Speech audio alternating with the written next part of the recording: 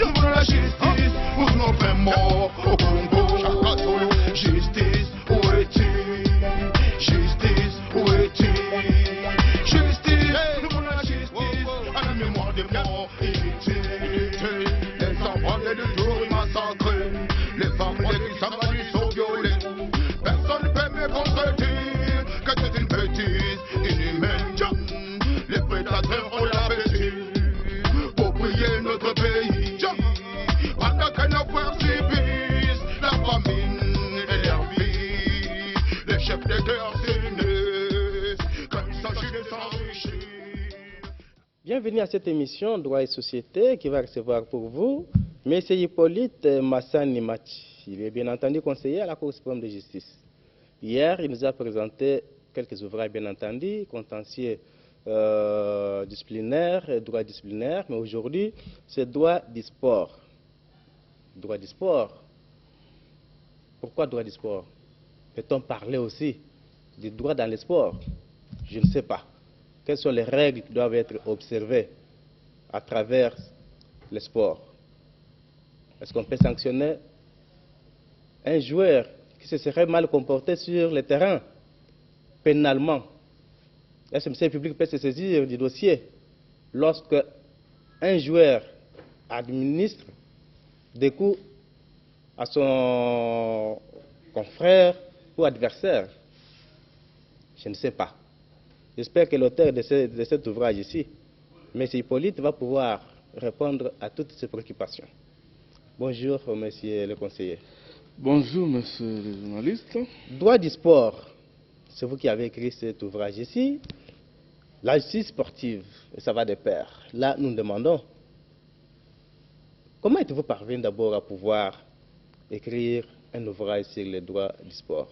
Est-ce qu'il y a vraiment des raisons qui vous ont poussé à pouvoir nous présenter cet ouvrage ici relatif aux droits du sport? Oui, merci beaucoup pour la question, monsieur le journaliste.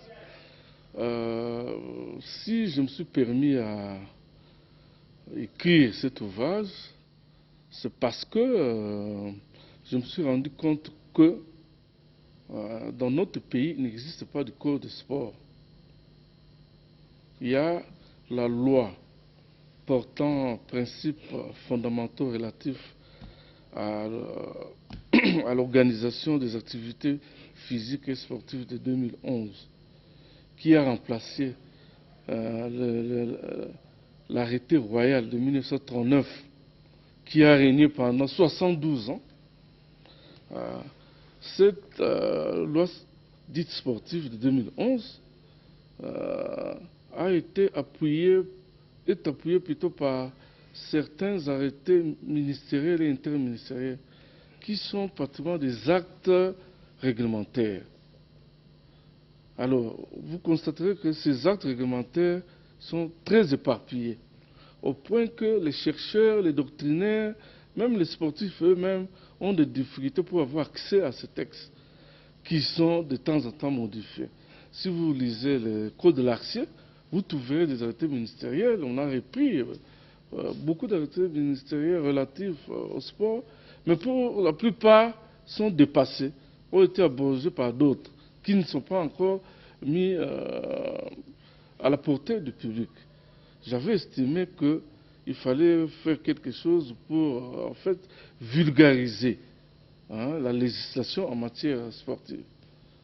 C'est ça en fait le motif qui m'ont poussé à écrire sur ça.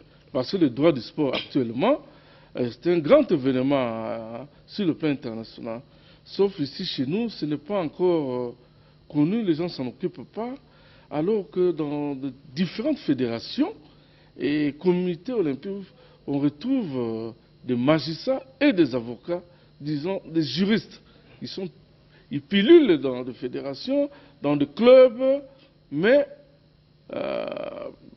ils ont besoin d'un support. Ils ont besoin d'un support. Étant donné que nous sommes en train de parler de quelques aspects de la justice sportive, pourriez-vous un peu nous parler de la place du droit de sport parmi les branches du droit? Parce que nous savons d'un côté, il y a le droit public, de l'autre côté, il y a le droit privé, bien entendu. Mais qu'en est-il un peu du droit de sport? Fait-il partie de quelle branche, par exemple? En fait, actuellement, jusqu'aujourd'hui, les juristes du sport n'ont pas encore réussi à placer le droit du sport dans telle ou telle autre branche du droit. Nous savons que le droit est divisé en deux grandes branches. Il y a le droit public et le droit privé. Mais le droit du sport ne fait pas partie du droit public ni du droit privé. C'est un droit un peu à cheval qui s'occupe de certaines branches du droit du sport, du droit public, même du droit privé. Le droit du sport s'occupe du droit pénal, du droit du travail, du droit civil, du droit administratif. Donc c'est un droit un peu pluridisciplinaire, bien qu'autonome, mais il est pluridisciplinaire.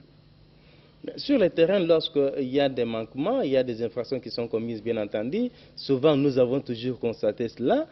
Tel joueur, par exemple, qui donne des coups à un autre joueur, ainsi de suite, même des gifles, même par des gestes à la portée au vu et à la portée de tout le monde, bien entendu. Là, nous interrogeons un peu votre ouvrage, droit du sport. Est-ce que vraiment on peut saisir la justice pour de tels faits commis pendant cet événement-là, monsieur Hippolyte? Et quelle sera l'attitude du ministère public lorsqu'il est en train de suivre les matchs qui se jouent et qu'il y a de tels comportements qui s'affichent, il y a de telles infractions qui se commettent lors de ces événements ici? Peut-il se saisir d'office? Oui, il faut distinguer ici le fait que le droit pénal s'occupe des infractions en général pour tout commun de mortels. Mais ici, dans le cadre sportif, il y a l'arrêté interministériel du 20 octobre 1977 qui a réglementé un peu ce fait. Cet arrêté portant répression de violences dans les installations sportives. Ça a réglementé dans ce sens que l'athlète jouit pratiquement d'une, c'est ce que je peux appeler une immunité. L'athlète. Lorsque, en pleine compétition, un athlète commet une infraction, en pleine compétition, et dans les installations sportives, ou dans les environs, dans la périphérie de l'installation sportive, pendant la compétition, cet athlète bénéficie d'une immunité, dans ce sens que il n'y a que le ministre en charge du sport qui peut entreprendre des démarches en justice. Le ministère public ne peut pas se saisir d'office pour ce cas. On ne peut pas concevoir non plus la plainte de la partie lésée directement au niveau de la justice. C'est le ministre en charge des sports qui seul est habilité à faire des démarches pour mettre l'action en justice en mouvement. Alors, comment ça se fait? Le ministre a aussi ce pouvoir de commettre les OPJ pour veiller, surveiller, constater les faits. Il peut aussi recourir aux officiers du ministère public. Et cette mesure ne concerne que les athlètes. Les arbitres, les juges de touche, les entraîneurs, les officiels ne sont pas concernés par cette mesure. Et lorsqu'ils commettent des infractions, ils peuvent directement être poursuivis sans autre forme de procès. Mais les athlètes bénéficient un peu de ces régimes-là, un peu privilégiés par rapport aux autres. Mais pourquoi d'abord il n'y a que le ministre ayant le sport dans ses attributions qui est habilité ou à qui on reconnaît un peu le pouvoir de se saisir les causes des tribunaux? Parce qu'il y a vraiment des raisons alors que chaque joueur a son équipe, bien entendu. On peut se plaindre, on peut saisir la justice sans problème. Pourquoi on reconnaît qu'au ministre ayant le sport dans ses attributions pour pouvoir diligenter cette procédure-là ou bien cette action? En fait, c'est une volonté, c'est une volonté du législateur, si je peux ainsi exprimer, parce qu'un arrêté ministériel, c'est un acte réglementaire. hein, on a estimé peut-être, selon moi, comme c'est le cas de parlementaires, des députés, lorsqu'ils commettent des infractions, parce que lorsqu'ils interviennent devant leur tribune, là, il ne manque pas, hein, souvent on voit, ils dérapent, soit en commettant des infractions, mais si on commence à se saisir d'eux au niveau de justice comme ça, vous ne voyez pas que ça va assassiner la démocratie. C'est de la même manière que pour les athlètes. Ce sont eux qui sont à l'honneur lors des compétitions. On doit quand même les privilégier parce qu'ils sont en plein exercice de leurs fonctions, au lieu de se saisir d'eux comme tout vulgaire là, parce que ce sont eux qui sont à l'honneur. Moi, j'encourage ça.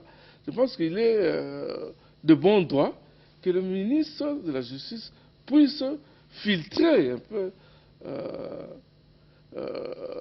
ce genre de poursuites, au lieu de laisser ça à la merci de tout le monde. Mais qu'adviendra-t-il lorsqu'il y a des réserves dans les chefs des ministres des Sports, par exemple, de pouvoir saisir la justice, alors que les faits sont établis? Ça ne va pas donner aussi le mécontentement à l'équipe à laquelle appartient ce joueur-là, ou bien cet athlète-là? Le ministre Il n'y a pas d'autre mécanisme. Il n'y a pas d'autre mécanisme lorsque le ministre ayant dans ses attributions les sports, mais ne saisit pas les instances judiciaires. Est-ce que par rapport à cette réserve-là, il n'y a pas d'autre mécanisme pour pouvoir contourner? Bon, il est vrai que parce qu'un être humain, il est reconnu à ce ministre le pouvoir discrétionnaire là, de saisir la justice. Si le ministre, plutôt le ministre qui a les sports dans ses attributions, refusait de le faire, peut-être il a ses raisons pour peut-être trouver la paix sociale au niveau de clubs ou de fédérations. Mais ça, c'est sur le plan pénal. Ça, c'est sur le plan pénal. On peut contourner sur le plan civil pour solliciter des réparations. Mais vous vous rendez compte qu'il y aura des difficultés. Vous venez au civil pour solliciter des réparations alors qu'on doit d'abord établir les faits. Et ça, c'est juste pénal. C'est un peu délicat. C'est un peu délicat lorsque le juge pénal n'est pas saisi et vous venez au civil pour solliciter de la réparation pour les faits pénaux commis à charge d'un auteur. C'est un peu difficile. Hein? Mais qu'adviendra-t-il, monsieur le conseiller, si ces faits-là se commettaient sur le plan international, dans une compétition internationale, par exemple, il y a la Coupe d'Afrique ou bien du monde qui est organisée. Parce que lorsque nous parlons un peu du ministre des Sports, c'est comme si nous sommes, ça c'est sur le plan national. Mais si cela se commettait, se produisait sur le plan international, nous sommes dans une Coupe d'Afrique ou bien une Coupe du monde, et qu'un athlète se comportait de cette façon-là. Quelle serait maintenant la procédure? En fait, tout dépend. Si c'est une compétition internationale qui est organisée ici, oui. Mais cette disposition doit s'appliquer, à moins que notre équipe participe à une compétition à l'étranger. Hein, prenons par exemple le cas où on organise une Coupe d'Afrique en Afrique du Sud, par exemple. Là, on ne saura pas appliquer la disposition là. Mais c'est une disposition qui s'applique pour la République démocratique du Congo. Que ce soit une compétition nationale comme internationale, si c'est organisé ici, sur le territoire de la République démocratique du Congo, ces dispositions doivent s'appliquer. En parlant de cela, en faisant allusion aux immunités, vous avez parlé, on a protégé beaucoup plus les joueurs ou bien les athlètes, bien entendu. Alors que sur le terrain, ils ne sont plus seuls non plus. Il y a aussi des arbitres. Apparemment, ces derniers sont ignorés, alors qu'ils jouent un rôle très important. Et ce que nous avons toujours constaté, c'est que dans la plupart des cas aussi, il y a, si l'arbitre s'est mal comporté, par exemple, ou bien il a sanctionné tel joueur, alors qu'il ne pouvait pas le faire, il y a même des coups qui s'en suivent. Hein. On a déjà constaté tel joueur qui administre des coups à l'arbitre. Mais comment les choses vont se passer maintenant? Et pourquoi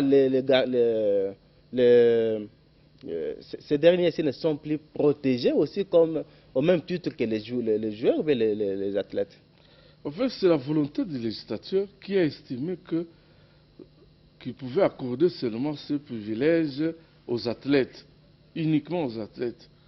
Parce que, selon moi, comme j'ai dit, je pense peut-être que, comme ce sont les athlètes qui sont à l'honneur, ce sont eux qui sont à l'honneur dans des compétitions sportives. Les entraîneurs, les arbitres, bon, n'ont pas tellement d'impact selon moi, je pense. Ce sont les athlètes qui sont à l'honneur, qui sont dans l'exercice de leurs fonctions. Hein? Ils doivent quand même bénéficier de ce privilège. Je rappelle, nous sommes en train de recevoir sur ce plateau M.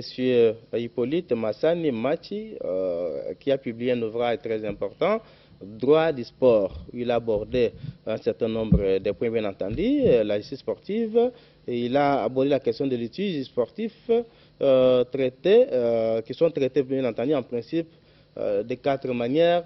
Donc, j'espère que c'est avec beaucoup d'intérêt, vous qui aimez beaucoup plus les sports, il faut s'imprégner de ça pour comprendre, avoir de la maîtrise sur les règles du jeu, comment les choses se passent sur le terrain, au lieu de faire beaucoup de commentaires. Et les sportifs sont les premiers à pouvoir s'imprégner de ça pour ne pas avoir un point de vue différent. Monsieur le conseiller, parfois une autre question qu'il peut vous poser, c'est par rapport au juge naturel. Quel est le juge naturel des fédérations et des comités olympiques? Parce qu'ils sont aussi bien organisés en cas de problème. On peut se référer à qui? Quel est le juge qui peut être au centre de tout pour trouver des solutions en cas de problème?